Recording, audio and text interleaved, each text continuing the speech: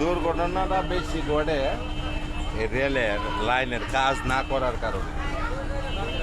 এরা কাজ করতেই চায় না, গুরুত্বই দেয় না।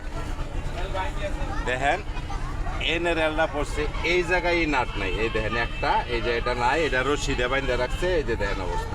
এইটা 1 নম্বর। 2 নম্বর, এই দেখেন এনে স্লিপার নাই, এই দেখেন এই যে স্লিপার নেই, এই দেখেন। হ্যাঁ 2 নম্বর, এই যে দেখেন এই যে 3টা স্লিপারের একটাও নাই। আরো ওইদিকে যদি আমরা করে লয়ে যাই, দেখাই তারপর কি করছে তারা, কাজগুলা যে কেমন করে তারা কাজ নিয়ে ব্যস্ত থাকে। এই দেখেন দেখছেন, একটা নাটও নাই, প্রত্যেকটা স্লিপার নাই, নাট নাই, রেলের কোনো কাজ নাই, কাদা ময়লা পানি পাথর নাই, যার জন্য এই রেল দুর্ঘটনা প্রতিনিয়ত ঘটে।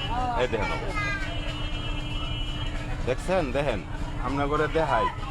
ভালো জিনিস তো আমরা সব সময় দেখি না, দেখার চেষ্টাও করি না।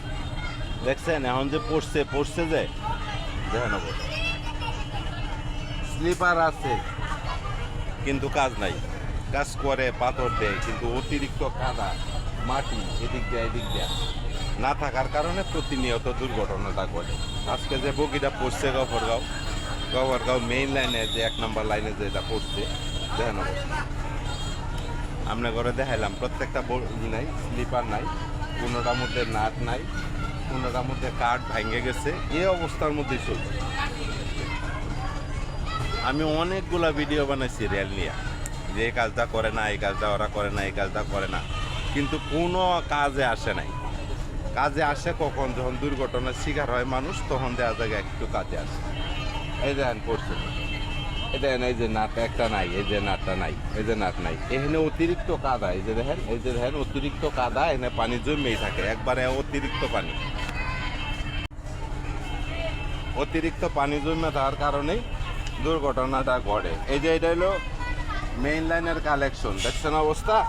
দেখেন সরকার কি বেতন দেয় না, এটা কি কাজ করে না? দেখেন এই যে নাট, স্লিপারটা নাই, এই যে নাই, এরকম অনেক অনেক, এই মাথা থেকে ওই মাথা পর্যন্ত কয়টা দেখাইবেন, অনেক এরকম করে দিচ্ছে।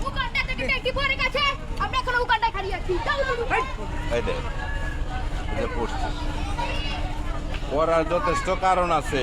এখান থেকে ওই পর্যন্ত যে পানির পরিমাণ, এখানে কোনো গাড়ি আসলে ম্যাক্সিমাম যে তার গতি এটা ঠিক রাখার কোনো ব্যবস্থা নাই। দেখছেন পানির যে পরিমাণ পানি, যে পরিমাণ কাদা। তারপরে ওই পাশে 2টা স্লিপার নাই, ওই যে দেখেন, ওই যে হাতে কলমে এই দেখেন 2টা স্লিপার নাই, না থাকার কারণে তো দুর্ঘটনা ঘটতে পারে। ওই যে 2টা স্লিপার নাই, 2টা স্লিপার নাই। এত বলার পরেও এদের কানে যায় না।